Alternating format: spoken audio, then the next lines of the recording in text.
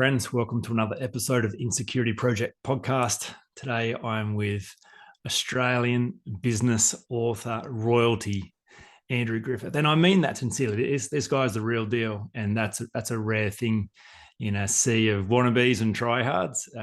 Andrew has proven himself to be genuine and to contribute meaningfully. He's written 14 books, although I saw on your Wikipedia page that it ripped you off a couple. Even the fact you got a Wikipedia page, extraordinary. But 14 books published in 65 countries around the world, doing some amazing work. So, Andrew, it's just a real treat to have you on the show. I'm very excited to get to talk to you about your journey. So, thank you for being here. Awesome to be here, and a great topic, to be talking about today. We always see the end journey, where someone's arrived, and it's the bits in the between that have obviously had so much meaning. So I'm really looking forward to this, Jamin. Yeah, thank you. And you're right. It is that. It's, you've achieved a measure of success and effectiveness and contribution in the world, which you are to be credited for. But I'm very interested into how you got there and the points along the journey where you nearly didn't get there. I just finished Bob Odenkirk's memoirs. I don't know if you're a Better Call Saul fan or a Breaking Bad guy. Yeah, I know of it. Yeah, I love it, but not enough to be deeply immersed in it, but enough to know what it's about and to enjoy that. Okay. He starts his memoirs by saying, "Look, obviously I succeeded. That's why you're reading this book, because I got a career-defining role." But that's the least interesting part of my whole journey. You'll want to know about all the times I didn't get the role and the times that I struggled and nearly gave up. So let me tell you about all those stories. So it's a lovely way to frame some memoirs, a beautiful book. But on to you. Can you tell us about where it started for you, and particularly, how your parents model and their relationship, how that impacted you as a young boy growing up in the home that you were gifted into, and tell us about your early years and what it was like growing up as you. So I guess for me, I had one of those textbook unconventional kind of childhoods, and so my parents abandoned me when I was 6 months old, and my sister was 18 months old, and they left us with an old lady, who kind of lived up the road, and never came back. And so I was born in 1966. So, this was in 1966 Melbourne. And for some reason, this old lady who was 70 at the time took us in, and we ended up, living with her. So that was an unusual shape. Like, I haven't got a birth certificate. I don't actually know when I was born or where I was born, any of those kind of details. But we ended up with this lady because it was a different time, like on reflection, you go now, if someone left a child, the government would be, and there'd be, people would be stepping in and rah. But of course, the reality of it, like in the 60s, it wasn't that tight. All of a sudden, this old lady, and she might have babysat us for a while. I don't know. But anyway, we ended up with her. Stuff happened. We ended up over in Perth, growing up. And it was a challenging childhood. She was elderly. And look, there was a lot of violence. There was a lot of uncomfortable stuff that happened in that household. That you can turn around and say, what a horrible old lady, and I mean, like, boiling water, and I slept outside. I never slept inside the house until I was like 12. I slept on a mattress in the backyard, underneath the house or wherever we were living, because she had all kinds of issues about men or whatever. So my earliest memories were I'd wander around the streets of Perth as a toddler, basically, just, and it's amazing that no one ever, picked me up and did bad things to me, or just I didn't get killed or whatever it was. But that kind of life was complicated. She had, she was sliding into dementia, as a grown up, I can obviously understand that. And she was filled with hate and rage. And you kind of get it. She had lost 3 husbands in 3 different wars. She'd lost 6 brothers, her father, her aunt. She was born in 1896. So think about that, having someone looking after you who was born in 1896. And she'd had just a really, really hard life. And so I can talk about the the violence and the neglect and the all of that kind of stuff. But she was a 70-year-old lady who was not well, who still took us in and cared for us, which is feels like, she sounds a bit like a bad lady, but she obviously wasn't, that stuff. So, she was a kleptomaniac. She would be a unbelievable pickpocket. She would swear like a Melbourne wharfie. She was 4 foot tall, and just it was a bizarre life. But anyway, that aside, at one stage she fractured my skull. She hit me with a big lump of wood, and that's when I had to go into hospital and emergency, and that's when the welfare got involved, and we ended up, my sister and I, in and out of care and state kind of places until we finally got adopted by a couple, which that was a whole other disaster, and that then turned even uglier than before. So right up until I was around 15 or 16, I was kind of fending for myself, and I went down the predictable path of drugs and alcohol and crime, and looking to fit in, and trying to become a part of something that worked, which is a very powerful thing. I mean, it's easy to say it's a bit of a cliched start when you hear about kids going off the rails or whatever it is, and you hang out with the wrong guys. But that's really what it was for me as well. But of course, there were enough good guys around, and good, the odd angel that appeared on the scene, in my view, who just gave me an edge, like a couple of my friends' parents, or dads, who would take me aside and just kind of go, "This is the path you're on, and you choose. You're 15 or 16, you know everything now, but this is where you're going to end up if you keep doing this." Like, and I, at the time, of course, you go, "Yeah, right," but then I was lucky enough to break out of that cycle. So I had, for the first really 16, 17 years of my life, it was going down an ugly path, and a lot of hurt, a lot of self-worth issues. I always say I spent the first 17 odd years of my life being told I was worthless, and the rest of my life proving otherwise. And that was difficult, difficult to break out of that life. A good friend of mine, my drug thing, started getting more serious. I smoked heroin when I was 15-ish, 16, started taking hallucinogenics and LSD. Everything starts to escalate. The drugs, the drinking, the violence, the crime, and you can see, where it's all going to end. So that was it. That was the beginning of that. And so I had no real great role models apart from a few friends' fathers. Complete lack of trust in people, because adults had basically, abused my sister, and myself in different ways, and just filled with fear most of the time, to be honest. No certainty, no, just this life where I'm kind of still amazed that I'm 56 and still alive. So that's it. That's my cheerful, happy morning story. Thank you for sharing that. Just hard to imagine that, having come from the complete opposite, the cliched, lovely childhood. Parents still married, and loving home. I love that. And so can you tell us?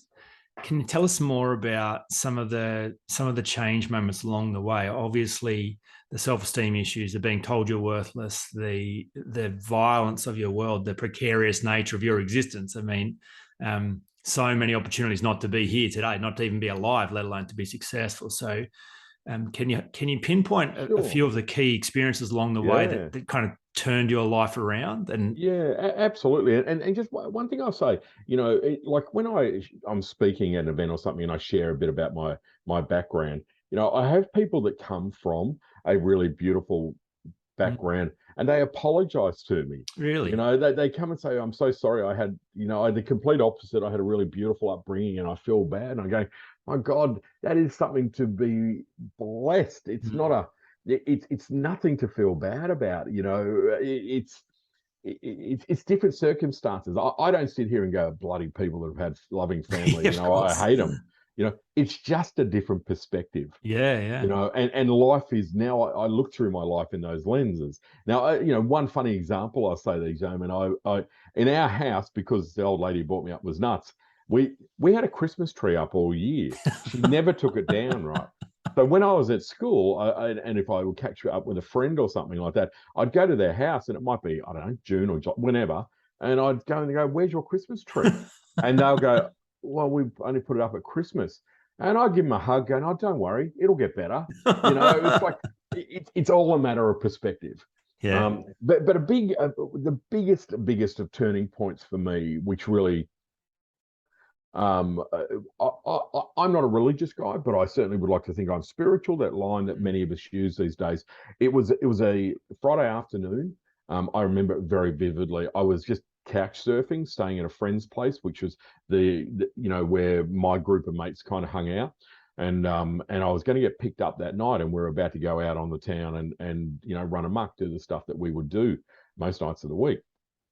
And I was standing at the end of the driveway, and I was living in Sydney now, and I remember just like this thing that just kind of hit me. It was a moment. It was an epiphany, and it was like, Andrew, bang, you're here. You either turn left or you turn right. Left, you know what's down that path.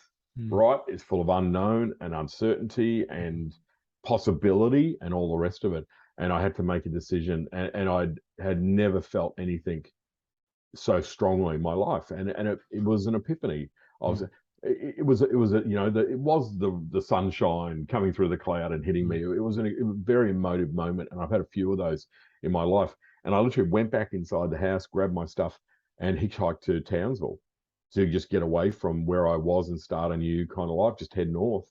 And that was the part I'd kind of broken away from the world that I needed to break away from. And not everyone in that world was bad. Not, Sure. There's some lovely people in there, friends, but the path I was going down was getting darker, and I had to break away from it.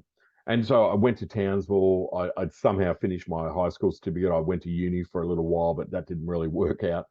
And then I came back to Sydney, but I was a different person then. I came back to Sydney, and it was not about drinking, and it was not about being with those guys. I came back with I didn't know what I was coming back to, but I came back and I had an opportunity to get a bit of part-time work in a dive shop. And I'd always had a fascination with diving. I'd learned to dive somewhere along the lines, and I wanted to be a marine biologist and, dive. Anyway, and I got a job in a dive shop when I was 17, and I ended up buying that dive shop. Like, it sounds all very glamorous, but it was like 20 grand. It wasn't like I bought it for hundreds of thousands of dollars. And it was in the 80s. You walked into a bank and said, "I need 20 grand," and they gave you a check with no security, no guarantors, no nothing. And so I bought a business, and I became a business owner. And I think then it was ridiculously hard. I had no idea what I was doing, but I loved it, and I had a sense of responsibility. I had a sense of belonging. We had this club. There was this lovely thing that happened in a dive shop, where every dive shop has a club attached to it. But I know I was the head bee, and I kind of liked the fact that people looked to me with respect and courtesy, and it was my business and all the rest of it. And I'd never really felt that kind of respect before, and I'd never felt that. I guess confidence is not the right word, but I had a bit of belonging, and I had a bit of responsibility, and I was lucky to have a couple of people working there that I inherited with the dive shop. One guy in particular was this wild man from Papua New Guinea. He was one of my instructors there, and he was just a really good man. And he lived how to win friends and influence people. He was from the heart. He was a great communicator, and he took me under his wing without taking me under his wing, because I was quite boisterous then and rah rah. But he taught me how to deal with people and interact and engage and be empathetic and be less, you do it this way or else, and be more, well, this is how I would do it. How would you do it? He taught me about inclusivity and just so many things. But I also love the side of things in the dive shop. That something that really resonated with me is that there were a lot of dysfunctional kind of people that were attracted to it, and they were attracted to the club because it didn't really matter what you did. You were all there under this united kind of theme of a love the ocean and love of diving. So I would have a bricklayer who would be best buddies with one of the top neurosurgeons in Sydney, and they would dive every Saturday. They'd go to best. They would never socialise together outside of it. They would never pop up and catch up at each other's places for coffee. But on Saturday morning, they were there at 7 o'clock, and they were diving. They would only ever dive with each other, and the barriers were down. And I think I probably started a bit of my fascination for people and understanding and empathizing and just learning about people, which has become my kind of real lifelong fascination, communication and things like that, which is a bit down the rabbit hole. But that standing in that driveway was that moment, and I think we all have those moments. It's just that we don't always turn right. That's the reality of it.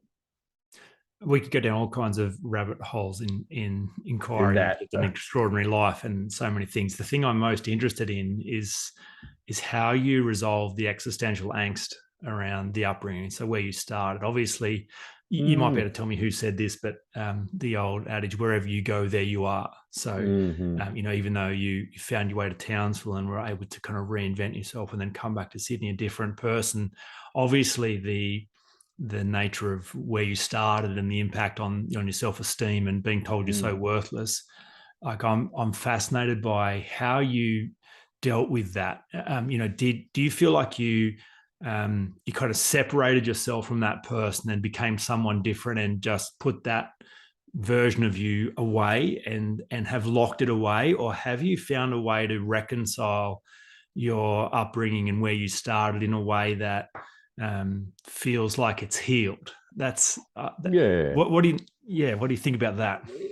A really great question, mate. And I don't think you ever fully heal from an upbringing like that, where abandonment as a child, whatever that looks like. There's different elements, of that as a question as well. I mean, for me, it's very much a matter of at some stage, the first thing you got to do is have gratitude and go, okay, you know what? Yeah, it was shit. It was tough. It was, I've given you the sanitary version of what that upbringing was like. It was, there were a lot of extraordinarily horrible things that happened to both my sister and myself in amongst that. And it's very hard to let those go. However, as my life has evolved and I've done extraordinary things. I've met extraordinary people. I've traveled to extraordinary places. I've been, successful in different ways. And I know that, I could have been brought up in a loving, caring home and not have ended up there. So you've gotta give thanks to the environment that you're in, that I picked up something. Now, as I say, this lady was a kleptomaniac. She was violent. There was uncertainty. She hated men. She had this hate of men, even me as a little boy, all of that stuff. Am I angry? No. Am I violent? No. Am I, a kleptomaniac? No. I didn't take on all of that stuff, but in amongst that, there's also a lot of good stuff about her that obviously I took on the formative years, right? I was with her for all of those. And so I think it can sound cliche, but you've got to be grateful for what got you here. And I tell you, I lead a blessed life, and she played a major role in that. There's a dark side, but I guarantee that I learnt great lessons. An interesting other part about that is I'd never met my mother and father, and I met my dad, but before that, I'd never, didn't know them. I could walk past them in the street and I would know them. And I was doing a therapy session with a therapist, and she said to me, "Who's had the biggest impact on you in your life?" And I said, "My mother." And I went, "Wow, that's strange. She's had no impact on my life, but of course she had by leaving." And we unpacked it. I told her the story, and she said, "Okay, so how old was your mum?" And I said, "I think she was about 17. So she'd had 2 kids out of wedlock." This is stuff I had to piece together because I don't really have the family history thing. And so she'd been disowned by her family. I'd ended up getting a few letters from a distant relative from her saying that her family had kicked her out because she was 60s, unmarried, she was with an Italian man. They were, Italian. They were, Irish family, and um, two babies out of wedlock in 1960s. That's the end of the world for most proper families. Mm. All of this other kind of stuff. She just said, well, what do you think her life looked like? And I knew enough from these letters to know that she wasn't very happy. My husband wasn't her boyfriend, my husband, my dad, wasn't a very nice kind of man. There was all that kind of stuff. And she posed a question, and this therapist, and she said, what if your mum leaving you with that old lady who, for all intents and purposes, looked like Mrs. Doubtfire, up the road, loving old grandmotherly lady. They've probably left you there before, and can you look after the kids for a few hours and all that stuff? What if her leaving you with that old lady was an act of love, not an act of neglect? And that was a moment for me. And the irony of it is, it doesn't matter whether it was or wasn't. I don't actually care. I prefer to tell myself that that's the story.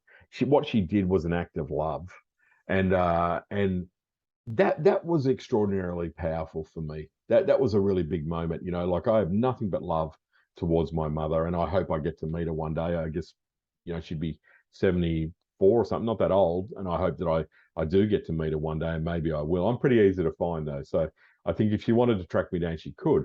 The other side of that, though, mate, was I met my father, and I would have my own business. Things were going pretty well. I got the phone call, I'm your father, out of the blue, and that was unsettling, and that's a rock your world thing, because when you don't know them, you put them on a pedestal and go, oh well, my father would be kind of right up in town on a white stallion and be this knight in shining armor, or you put them in the lowest pits of hell kind of thing, and we had kind of held our mother and father up there for whatever reason.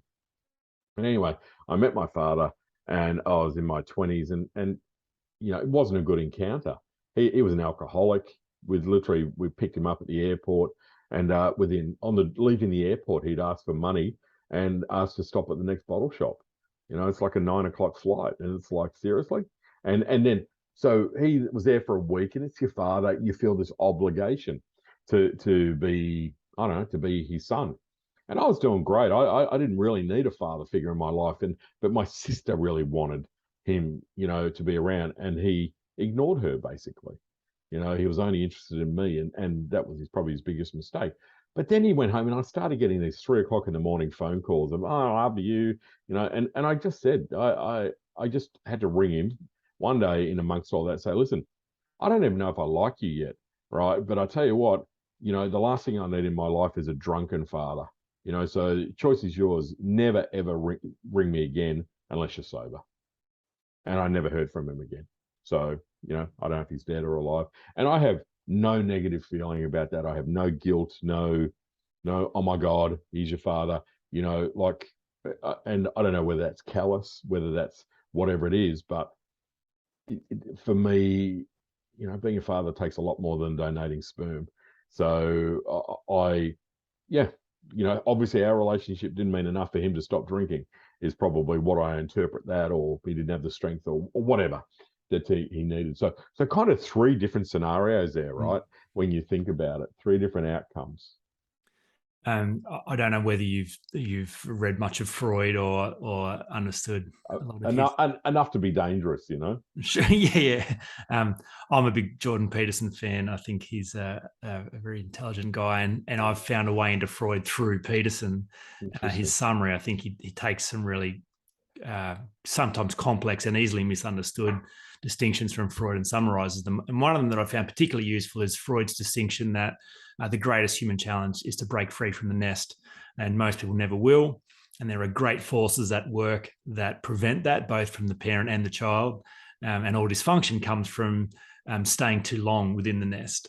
And so, and interesting hearing your reflection, even though you were abandoned. So it looks like, oh, there you go. Well, you didn't have to face that challenge because it was done for you. But then in a moment of real honesty and clarity unconsciously, there's still that connection and that clinging to, your biological parents, and still the need to process and free yourself and through gratitude, as you mentioned, which is extraordinarily beautiful.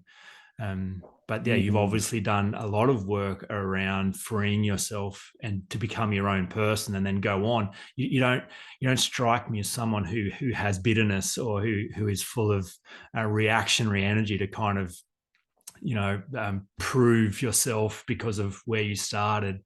And that's a great no. credit to you to have kind of still done that work, even though it's harder than for others who've got a visible and present experience of mum and dad. You've kind of had to live without that. So Yeah, and that's a good summary, of it as well. And I mean, when I guess I talk about that, proving that I'm of value, you know, that first 17 years being told I'm not, and then the mm, rest of my life proving it. Realistically, I think that actually also has shaped me mm, in such a way, because it's given me a moral compass to work towards. And I'm really, really clear on my moral compass. I know what I will do, what I won't do, what's acceptable, what's not acceptable in my world in terms of how others treat me, all of that stuff. Um, and also the ability, I think, to reflect on things a little bit differently, to acknowledge, and it's like success again. My what success means to me. I know we all have our own kind of definition, but it's really about being a good man. mm, That's my true north. Is like, what does it mean to be a good man? And that means, for me to be kind, to be generous, to be strong when I need to be, to treat others, with respect, to treat myself with respect. All of those kind of things. Being successful in business is just one part of that. And it's certainly, financial success is just, as we all would tend to say, but it's a small part of that.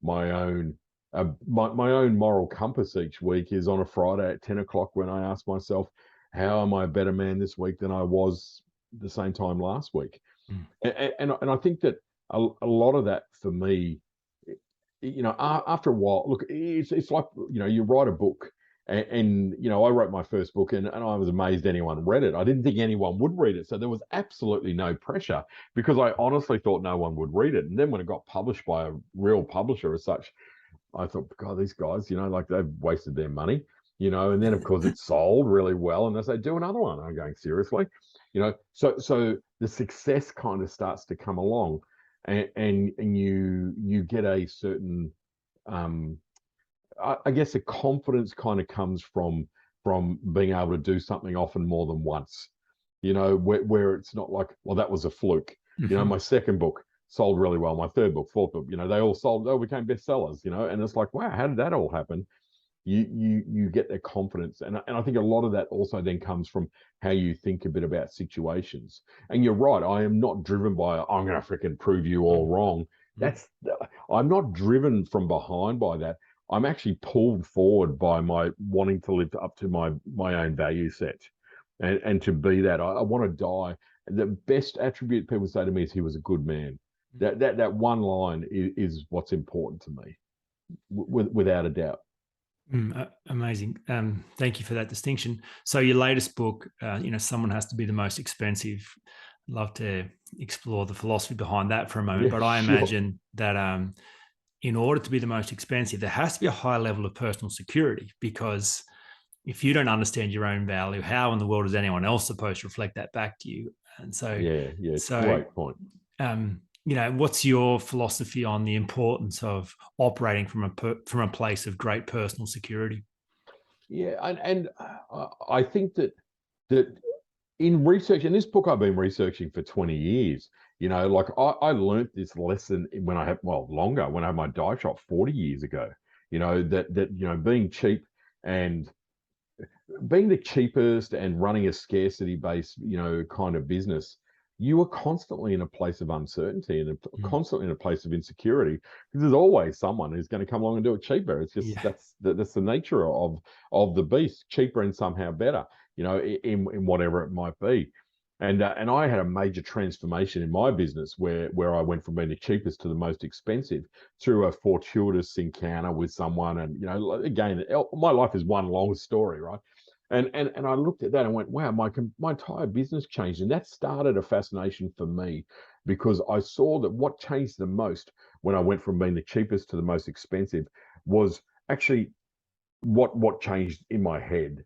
When I started to appreciate value and quality, and instead of selling cheap crap dive gear, we sold the most expensive dive gear on the market, and we sold more of it. And people didn't bring it back 5 minutes after they bought it because it fell apart in their hands, and they're going to live longer because they had decent gear. And it, I saw that, and over the years I've seen that in so many other businesses, and we've got this the birth of hipsters who are the masters of doing one thing and doing it really well. Whether it's making cheese, whether it's being an accountant, whatever it is, the hipster revolution, which I write about in the book, transform stuff. $75 to get a shave. You kidding me? But they get experience, they get this quality, they get that whole thing. So I've become a bit of a student of this, looking around the world and seeing, how people can really be, they're confident enough to offer, to believe in themselves, that they know that what they have is of value, and they just have this self-belief that comes from where they position themselves in the marketplace, where people say, oh my God, he or she, they are the most expensive on the face of the planet, but they are the best. I got a great mate of mine, whose name is Peter Lick, who's a photographer, landscape photographer. He's an Australian guy. Couple of years, he's in America, basically lives in Greece now, but he's based out of America. And he sold, a couple of years ago, he sold 3 of his images for $10.4 million. Right now, he's a landscape photographer. This is at a time when everyone's got a camera. There's a million landscape photographers. Everyone's a landscape photographer. We all got an iPhone, all the rest of it. And everyone's going, like all the price of images has been diluted, rah. Yet how does this guy go along and sell 10.4 million US dollars, Aussie, huge amount for 3 images? And the reason was, I've never known anyone who has more confidence and more belief in themselves, than Peter Lick. But in the same vein, I've never met anyone who works as hard as Peter Lick. And he just has this incredible commercial. He knows what people want to buy, and he's so prepared to say it. And now he regularly sells images for $1 million. Like this is not this big anomaly, but he sold million, 2 million, 3 million. He just made the Guinness Book of Records for this because he got one image was 6.4, which is the most anyone's ever paid for one photograph in history. So so you look at that, and I look at people like Pete and go, wow. Another friend, makes walking sticks. And you go, wow, that's kind of weird. $85,000 for a walking stick. I mean, who buys them? Rich CEOs who want to give them to their parents as a status symbol. So it's not just about the dollar value. It's actually also, though, about those people who just are the best at what they do, whether it's making croissants, making camembert cheese, or running an Airbnb, whatever it is. And they worked out the formula between being comfortable with charging the most and delivering the most. And I'm fascinated by that. Even these glasses I got, probably some of the most expensive glasses on the face of the planet. And you go to the website, you can't even buy glass. You can't do anything. These guys are like the CIA of glasses, this Japanese kind of quasi company. You go, how do they do it? Like once a year, there's this closet kind of showing in Australia. You get like okay, it's going to be on Saturday. Come and do the viewing. Remember, code word is Russia. Wear dark glasses. You turn up at this place, and the guy kind of opens the case, and it's like, I've scored drugs in far less, shady places. And it's just an interesting kind of fascination. So for me, this relationship between confidence and self-worth and being proud of what you do and passionate about what you do all roll together. And of course, the big thing is that I see in business now, this big challenge is, it's the race to the bottom. There's so many people that are fighting in the space of, cheap, or price.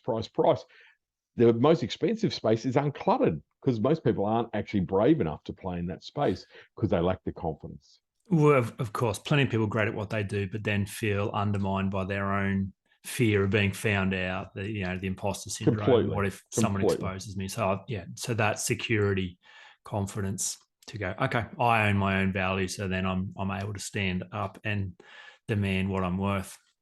It's a big it's a big thing to get to that space. Mm. But like most things, I think that I find, mate. I'm sorry, I might have cut you off there. What I think is, once you do it once, it's like, I think the first time that I had ever charged 10 grand as a speaker, you think, well, I'll never, no one will ever pay that Yeah, again. yeah. You know, the old thing of like, oh my God, you know, like I tricked them, you know, and then someone Yes. else comes along and pays it. Go, really? And then someone else, and someone else, and then you have the conversation. Well, maybe I'm too cheap. Yeah. You know, your, I guess your reference points change. Yeah, absolutely. I remember that when I made a big transition in my own coaching, I was charging $1,000 for my coaching services, and it was always such a struggle to sell that. And the kind of people I was attracting were The wrong those, people, sorry. the wrong Well, people. they were, because they were the people that could never even afford $1,000, and so it was always such a difficult process. And I always felt like I had to do way more work than I was getting rewarded for, but I couldn't. I thought, well, no one's paying $1,000, so how I'm already too expensive. Yeah, But the process of going internally, going, hang on a minute, I'm solving one of the world's most difficult problems, most important problems. I can't see anyone else is solving it like I can do. All right, I have to own my own value first. I don't care if no one ever pays for me again. I will never solve this problem for less than $6,000. That was the figure in my mind. yeah, Um, great. and then the next day, the next conversation I showed up to, all right, what's it going to cost for me to work with you? 6 grand. And they're like, cool, could we start straight away? Yeah, And yeah, so then just the transition instantly overnight, multiplying my price by, such an extraordinary increment. And then it was like, cool, well, if I could sell up 6, now the price is 12. And so, exactly. and it's still, I still feel like, people are getting $100,000 ROI. Yeah, yeah, right. Yeah, So that's the thing, isn't it? Though, you've got to appreciate what it's not about tricking someone. You haven't won. It, you got to believe that you're offering extraordinary value. Like it has to be that, I am really good at what I do and being okay. Those words, though, are very hard for a lot of us to say. Like I would never have said that, way back when, mate. I like now I will say I am a fantastic presenter. I'm a great author. I'm an excellent coach, and I will own that, and I will.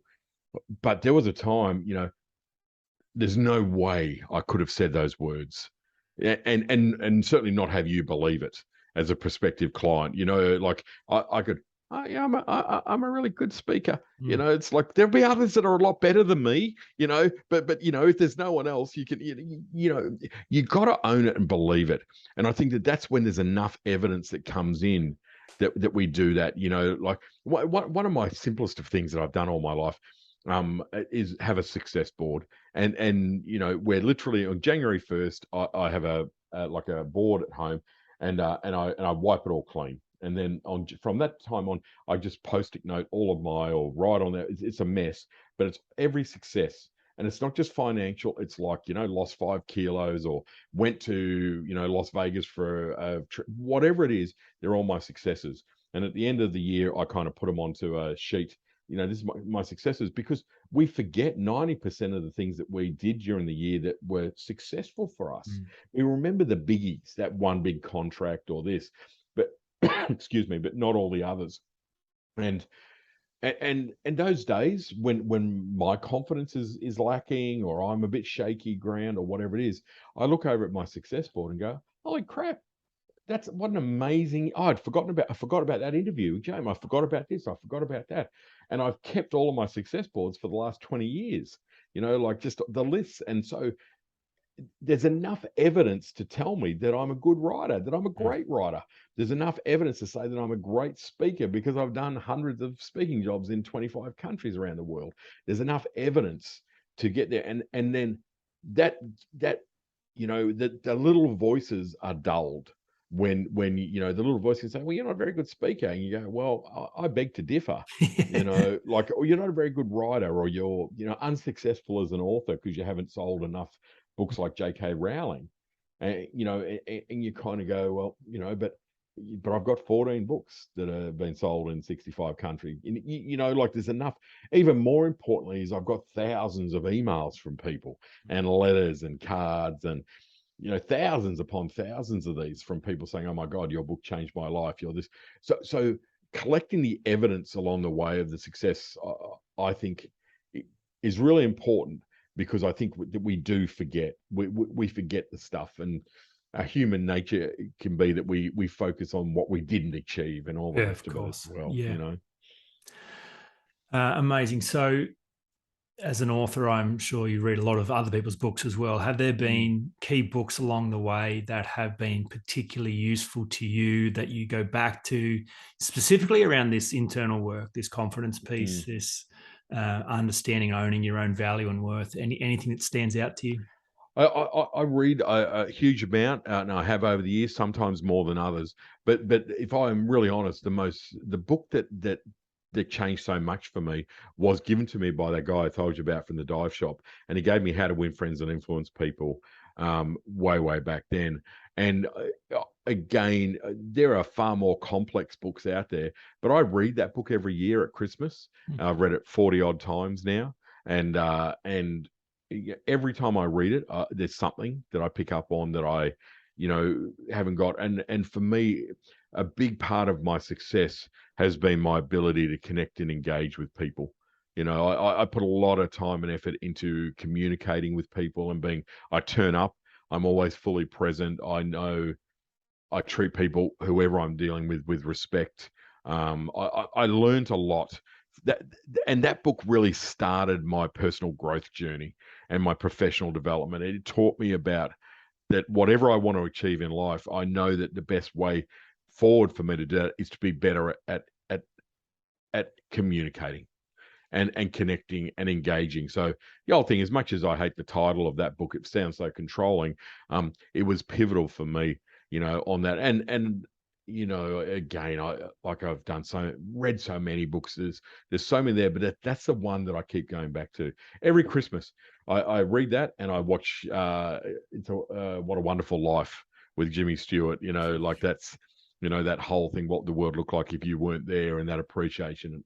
Rah. And they're my little annual trigger, kind of reflecting things.